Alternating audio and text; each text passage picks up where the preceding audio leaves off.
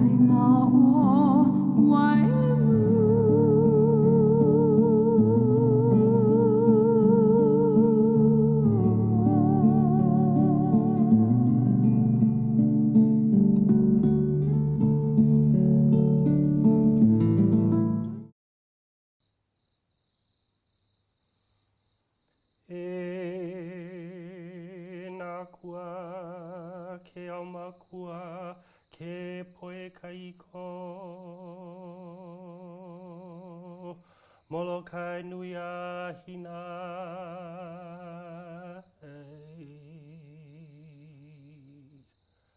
aloha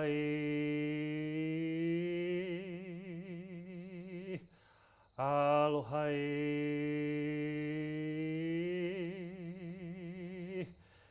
mahalo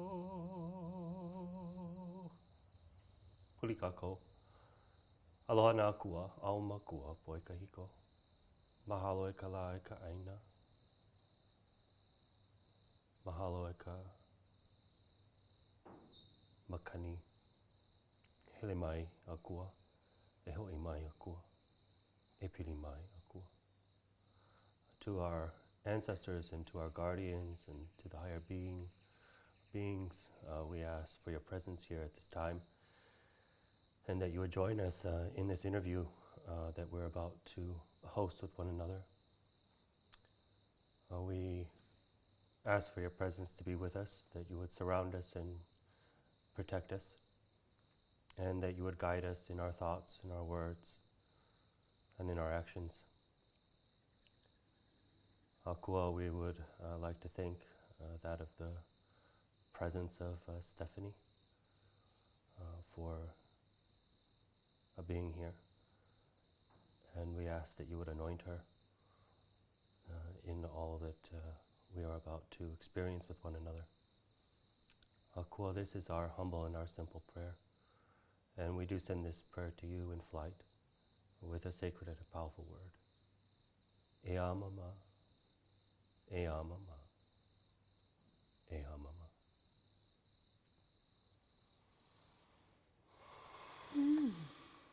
Welcome to Barefoot Talks. Thank you for having me. Yeah. What a beautiful way to begin, and what an incredible surrounding we get to sit in today. So thank you for inviting us to your home and to this sacred land right here. Yeah. Look, we're really fortunate to be here.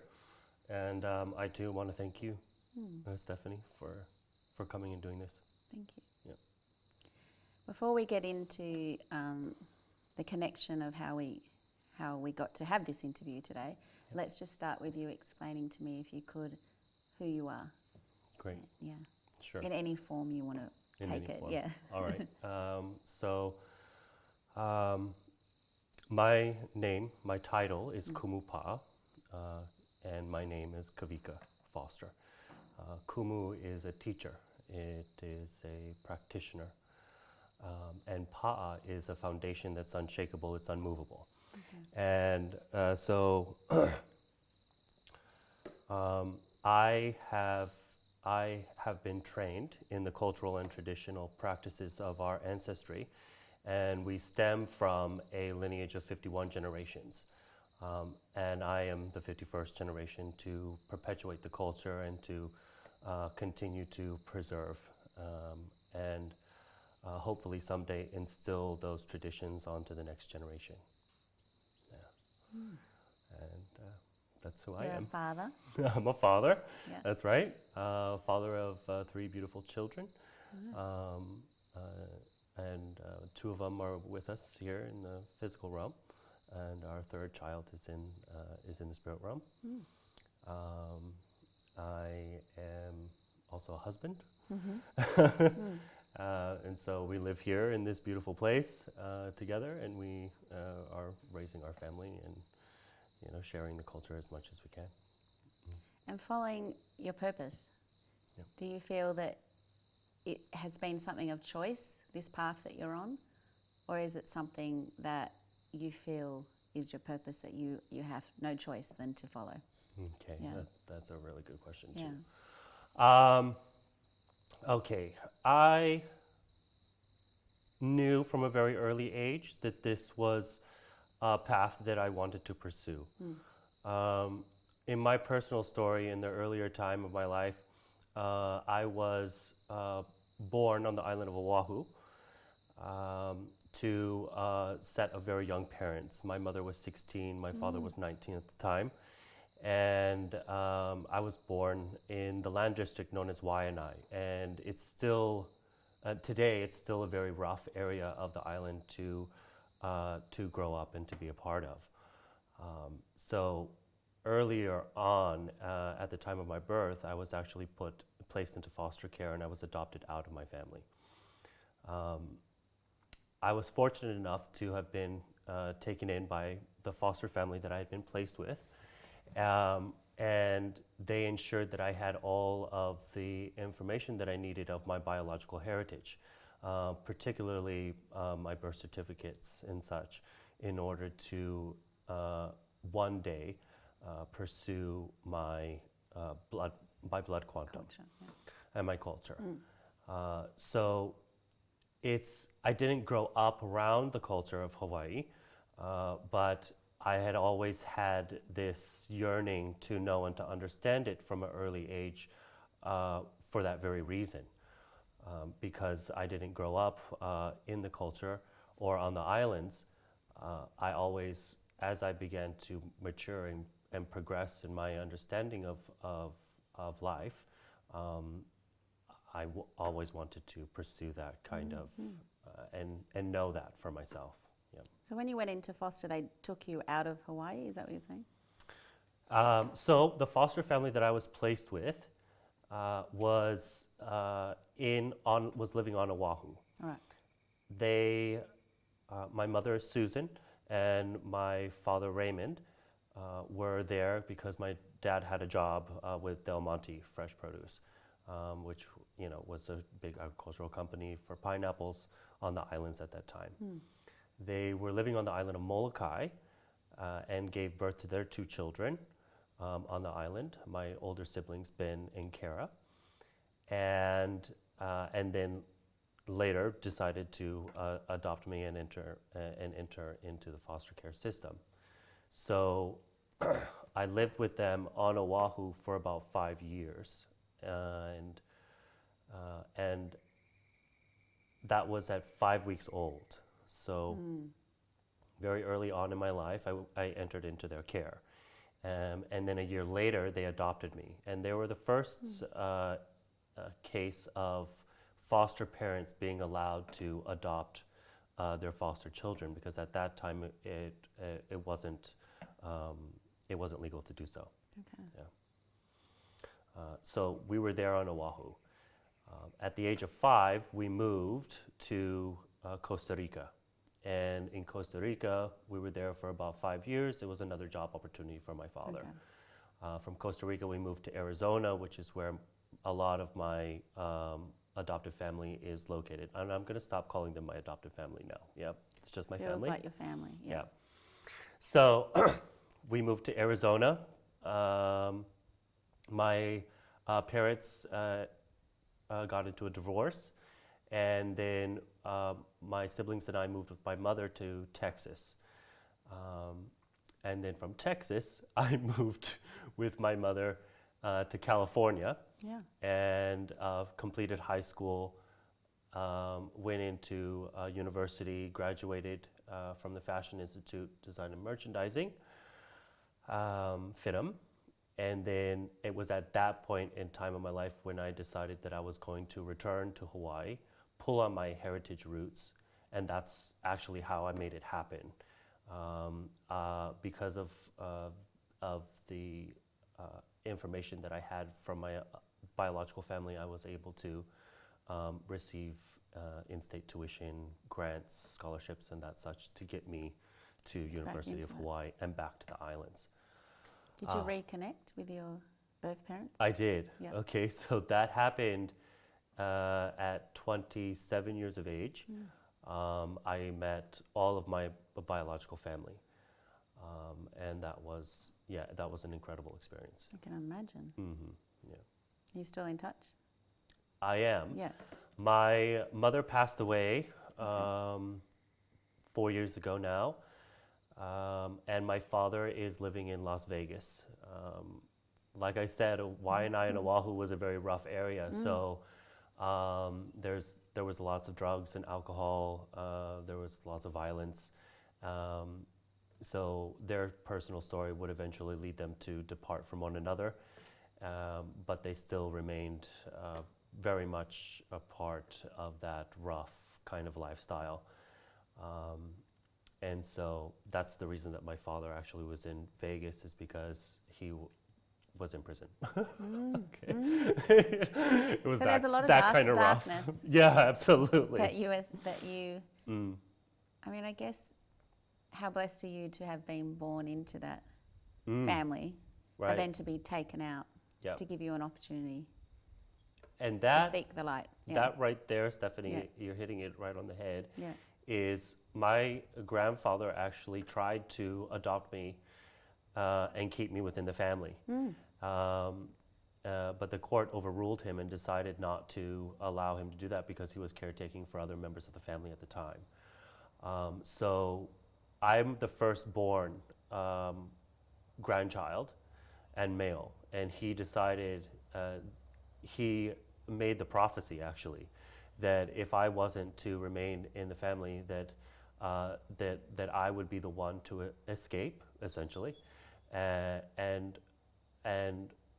move and be a part of the culture in a traditional way, In a positive in a light. positive way, Yeah. and outside that kind of rough, Darkness and yeah, life. toxic life. Yeah. Interesting. So I guess going back to California, studying fashion, Yep. is that still something that is a part of you and you're It's very still- much passionate about? Yeah, it's still a passion of mine. So I do some in my downtime. I do some design and I do some sewing. My concept and my idea of a career at that time of my life was to, and the reason that I was able to get into the University of Hawaii is because I wanted to continue my education in international business and marketing, and the dream in my 20s, my early 20s, was to eventually have an international design house. Clothing and label. To go that way. Yeah. Me too. I mean, It at changed. 26 I did, but yeah, it's interesting how we go through different doors, Yeah. isn't it? Mm. But I guess those doors all have tools that help you to become who you are. And that Absolutely. creativity and that visionary would have helped you on the path that you're on now. Mm. Yeah. And so you found a mentor and a teacher That's correct. after that, yeah. Yep. So this was the summer of 2007. I relocated to be with my father, Raymond, on the island of Molokai. And my intention was to just make some summer cash and head back to Oahu the following year to continue my education. But that completely turned around for me as well. So when I got to the island of Molokai, I took up, this is a bit of a long story, so I hope you're ready. We have time. Okay. That's So, what I love, stories. Yeah. all right. Yeah. So when I got to the island of Molokai, I took up a job at a bakery and a restaurant called Kanemitsu's Bakery. And that was within the first week of my being there. And I would, do everything in the bakery and in the restaurant particularly.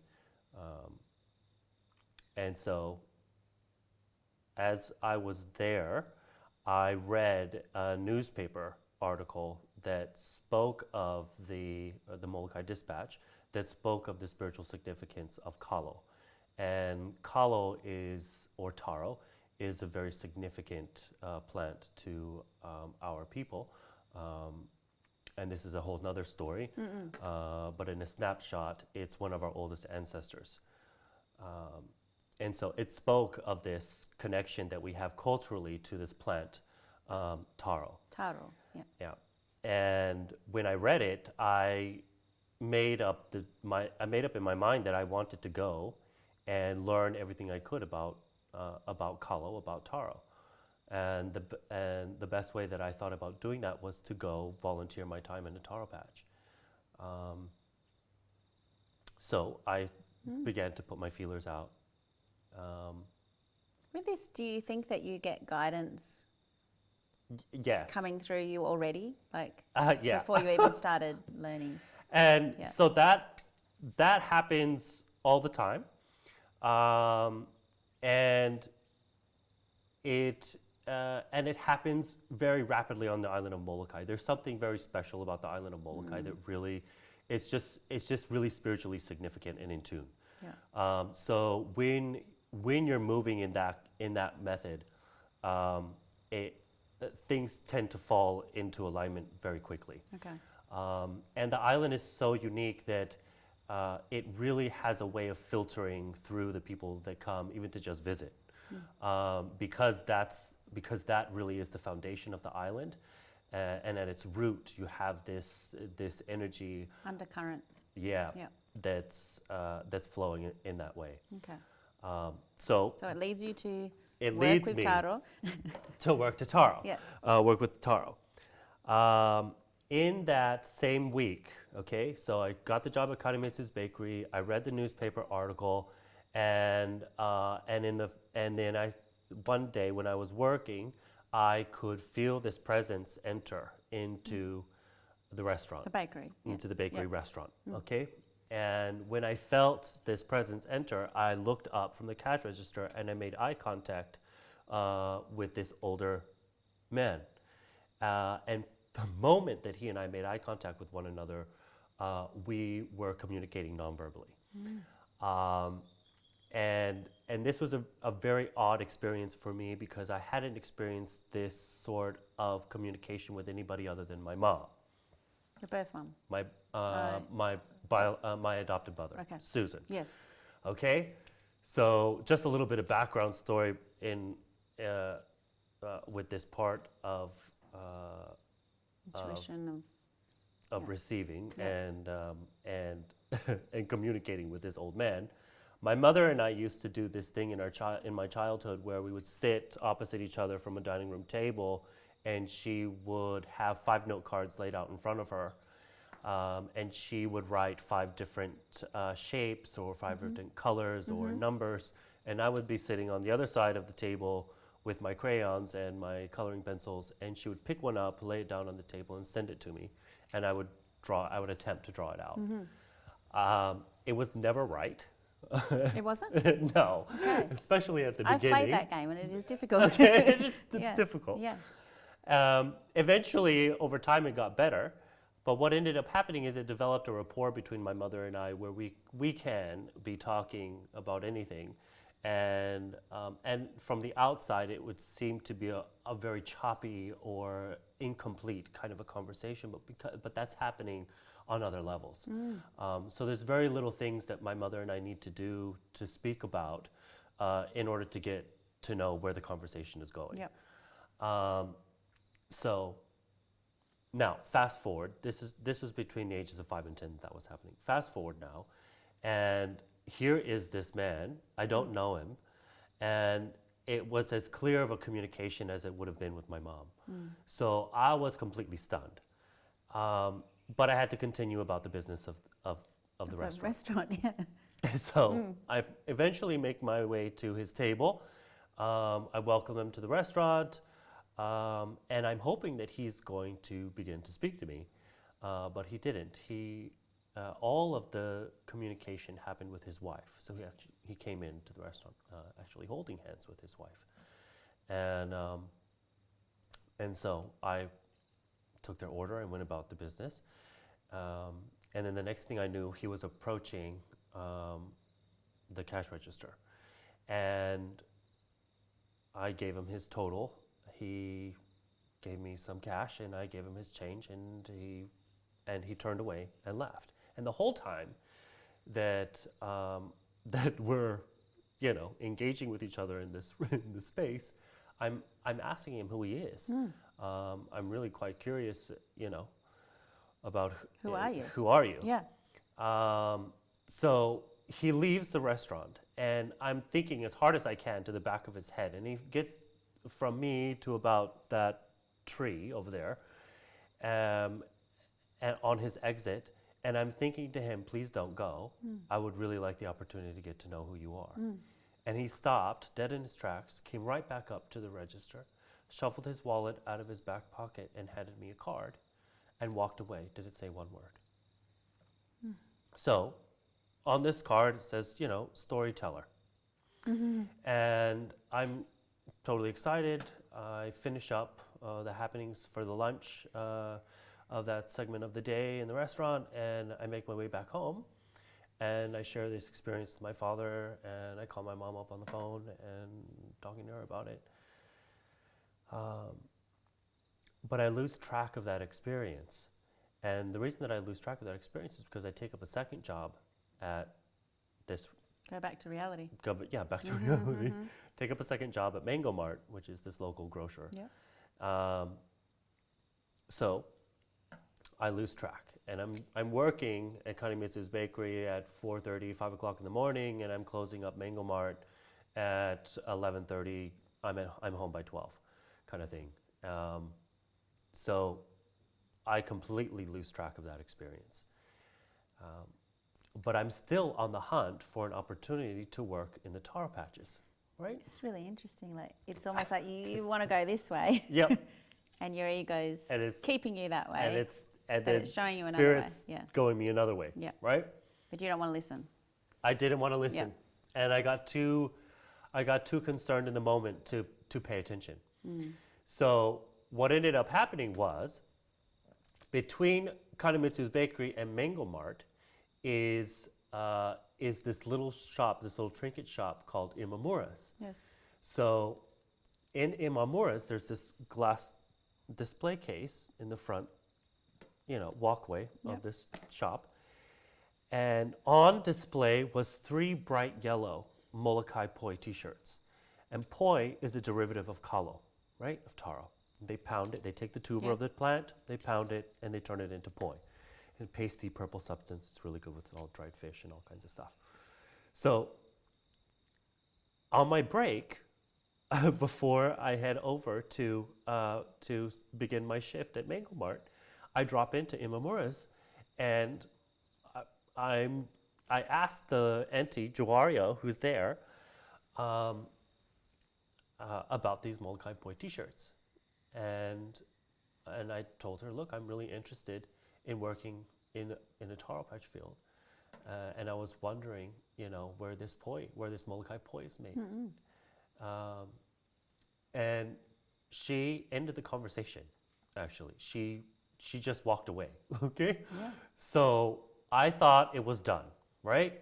And what she told me was that the poi was not made on Molokai. So, and that was it. That was the end of the conversation. Yeah. I was like, oh, shucks, okay, well, moving on. As I'm making my way out of the store, she comes back up to me and she taps me on my shoulder. And I turn around and she's got her hand out in front of her. And there's this torn corner of a receipt in her hand. And I take it out of her hand and she says to me, if you really want to learn about taro, that's the person that you need to make contact with. And I said, great. And there was a name written on this piece of paper, and it read... The torn piece of paper. The torn piece of paper. Yeah, right. And it read Lawrence Aki. And so I was like, okay, well, I said, auntie, everybody's auntie and uncle, right? Yeah. So I said, auntie, do you have a phone number for him? And she said, no, boy, I gave you a name. And I said, okay. So it's like, yep. Move on. Mahalo, thank you. Yeah. So I go to Mango Mart to start my position there, and to start my shift. And I'm having a conversation with Haley, who's the manager at the time. And I said, Haley, do you happen to know who Lawrence Aki is? And she says, no. But the girl that you laugh and sing with all the time, here, as you're working about, and doing your work here in the Mango Mart, her last name is Aki, and I believe that she is an Aki girl. And I said, no way, this is Jamie. Yeah. I said, Jamie? She said, yeah, that's an Aki girl. Her last name is Aki. And I said, great, when does Jamie come in? Because we always closed with each other, right? So she said, well, we gave her, this was a Friday, we gave her the weekend off. She's not going to be back until next week, Tuesday. I said, oh, shucks. Oh, all right, no problems. So not even 5 minutes after Haley and I finish our conversation with each other, Jamie walks in the front door of the store with her 4 children running around her. And I said, Jamie, what are you doing here? She said, I don't know. And I was like, before she could continue on, I threw the corner of the receipt in front of her, and I said, do you know who this is? And she read it, and she said, yep, that is my uncle. That is my father's full-blooded brother. and she said, well, how come you want to know? And I was like, well, I want to go volunteer my time in his taro patches. And she said, and I'm going to cuss here, and she said, are you fucking crazy? And I said, no, I really want to do this. And she said, look, I have spent my whole life trying to get my ass out of having to work in those taro patches. And you're telling me that you want to go and volunteer your time there. I'm at Mango. And I said, okay. And I said, yep, that's what I want to do. And she said, okay. She was the one that gave me the phone number. Mm-hmm. So the next day I called Lawrence to inquire about volunteering my time in his taro patches. And I got an answering machine, so I left a message. Mm-hmm. And feeling a bit frustrated? Yeah, a bit. Yeah, you know, I'm ready to go. So 45 minutes later, he returns my call. And I'm dominating this conversation, mm-hmm, right? Mm-hmm. Thank you so much for calling me. You know, my name is Kawika. I'm new to the island of Molokai. I found out that you have taro patches in Halava. I'm really interested in working and volunteering my time for you. And he said, whoa, boy, you know. Take a breath. Calm down. Mm-hmm. Mm-hmm. And then he completely shifted the conversation, mm-hmm, on the phone. And he, mm-hmm, said, boy, what is your purpose? What is your reason for calling me? Mm. All right. Mm. So that's when I told him. I said, I am learning, I want to, and I'm yearning to learn about my culture and my heritage. And I came across you by accident, but I don't really feel that it's accident. And so I continued on, and he stopped me again. And he said, okay, I've heard enough.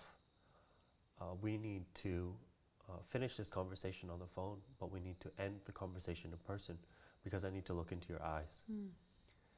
And I said, look into my eyes. It's a bit confronting. Bit. So what we did was we set up a time the following day to meet at his home to end the conversation. And we set it up at a particular time because at that stage I was still dependent on my father to get me where I needed to go on the island. And he didn't get off of work until about 5 o'clock. And so we set up the time to meet one another at 6. Mm-hmm. So I hang up the phone with Lawrence, and I immediately pick the phone back up and I call my dad. And I said to my father, look, I just got off the phone with Lawrence. I'm really interested in meeting up with him later on. Can you take me to go meet with him? And he said to me, Kawika, are you sure that you want to go work in a taro patch? And I said, yes, absolutely. Yep. You still thought that was the path? I still thought that was the path, right? Yeah. I'm getting an interview, a personal interview. Well, and then my dad, right? My dad was like, look, Kawika, the only work experience that you've had is folding T-shirts, right? Yeah. So are you really positive? Are you sure that you want to go work in a taro patch? This is going to be real work. And it's going to be labor intensive. And I said, yep, that's what I want to do. Where are you? And he said, well, I'm coming home. And I said, well, why are you coming home? And he said, well, I felt I was needed at home, so I took up the rest of the day off of work. So my dad's pulling up the driveway as we're hanging up the phone with each other. So he gets me to Lawrence's place that afternoon. And I'm banging on this door, this green door. The main door's open and I can look down this hallway. And this is in downtown Kaunakakai. It's June, and it's hot, right? So as I'm looking through this screen door, this massive Hawaiian man steps into the back end of this hallway, and he's got his hair, out, cascading out over his shoulders. He's shirtless because it's hot. He's wearing his shorts, and he's barefooted. And he's smoking a cigarette. And he comes up to the screen door, and he says, you must be Kawika? And I said, yes, I am. He said, do you want to come in and have a conversation with me? And I said, yes, I do. So he met my father briefly, and my father left us to go have a conversation in his home. So I follow him to the back end of his house, and we get into this living area, and there's all kinds, every kind of Hawaiian implement that you could imagine. The hula gourds, the ipo, the conch shells, the necklaces, the books. There was an entire library. And later on I would find out, but there was an entire library of all kinds of Wisdom and culture. And cultural references from the Bishop Museum, the island of Oahu. So I drop into this space, and I'm sitting catty-cornered with him on his lounges, and he starts asking me who I am. So I share with him everything, literally everything, Stephanie, from the first breath of into this life, and where I was at 23 years of age, sitting across from him on a lounge, and every high, every low, everything. And when I was done, he began to share with me his life story, and that's when I knew why I was there, because he started to share with me how he was raised, and the lineage of culture and heritage that he belongs to, among other things. And when he started to share with me, I stopped him and I said, look, I want to learn from you. And he said, no. And I told him, I said, I don't think you heard me. Like, I really want to learn from you. I've wanted this since I was a child, since I was 10 years of age, actually. Another little blip of a background story there. When I was 10 years old, I made up my mind that I was going to learn everything I could about my culture and heritage through a dream. So in this dream, I woke up in darkness, and it frightened me, and I tried to wake myself, and I couldn't. And the room that I was sleeping in at that time was so dark that when I did wake up, I didn't realize that I was awake until I could feel the tears that were running down my cheeks. And so when I realized that I got up out of bed, and I made my way to the other side of my parents' house. And the other thing that my mother and I used to do, was I used to stand at the side of her bed, and I would will her awake. And think to her, Mom, wake up, Mom, wake up. And so she would lift the blanket, and I would crawl in, and I would spoon with her. And that night, and when she lifted her blanket, I didn't get in. And when I didn't get in, she turned on the light on her nightstand, and she saw me standing there crying. Yeah. Right. And she asked me, Kawika, what are you doing? Why are you crying? And that's when I asked my mom, I said, Mom, will we still know each other after we've died? And she looked at me kind of askew, and she looked at me dead in the eyes, and she said, Kawika, that's ridiculous.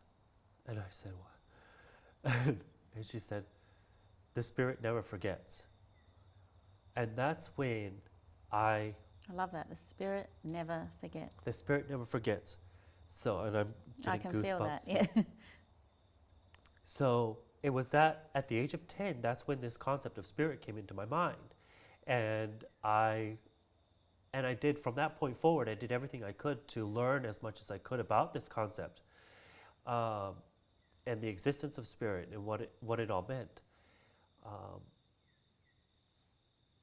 And that would send me along many different paths to discover spirituality. From the age of 10? From the age of 10. So you were a seeker? I was a seeker. And then in my early teens, I decided to put that to the side.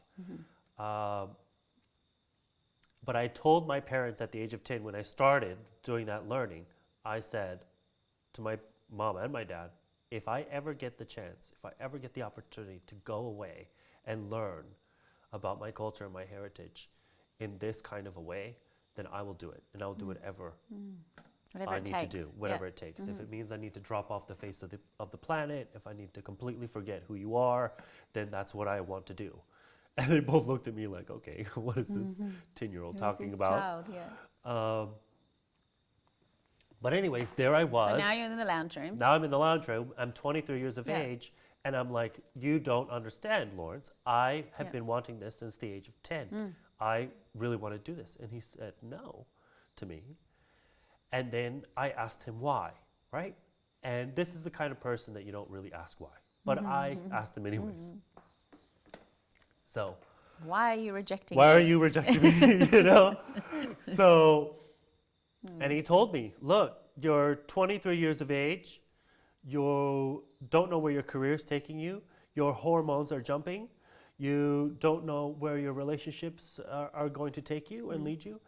And the kind of commitment that it takes for us is a lifetime of a commitment. And you have too many other circumstances on you that would distract you and would lead you to not remain true to that commitment. So the answer is no.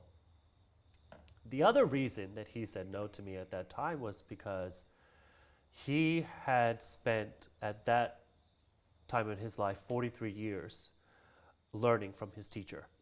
And he had seen hundreds of students professing a lifetime worth of commitment come and go with his teacher. Yeah. And also, that also happens to be his blood uncle. And so he made up his mind at that time not to teach because Filippo had shared with him once, because he had asked, if he was ever angry with the students that come and go. And his teacher and his uncle said to him, no, I'm not ever angry, but I do get disappointed. And so Lawrence, with that answer, Lawrence had made up in his mind that he was never going to have to deal with that level of disappointment. And especially not from some young whip that, doesn't know where his life is taking him. So the answer was no. But what he did decide was, if you want to, what he said to me is, if you want to volunteer your time in my taro patches, you're more than welcome to do so. If you want to volunteer your time on the taro patches, you're more than welcome to do so. You're more than welcome to do so. Oh, excuse me. I don't know how he got out. This is Rocco. Hi, Rocco. We need to... Can pause for a second. Yeah. Hi, Rocco. I need to get him Chocolate will make you sick. back where he needs to be. Yeah. I mean, I don't mind, but it's probably distracting. Yeah, well, and I don't know what he'll do. Yeah. So Come on. I know. All right. he must all have right, crawled all out right. from underneath the house. There we go. Come here, Rocco. Come on. Oh, I want one. All right, go, Rocco, go. Come on. Go.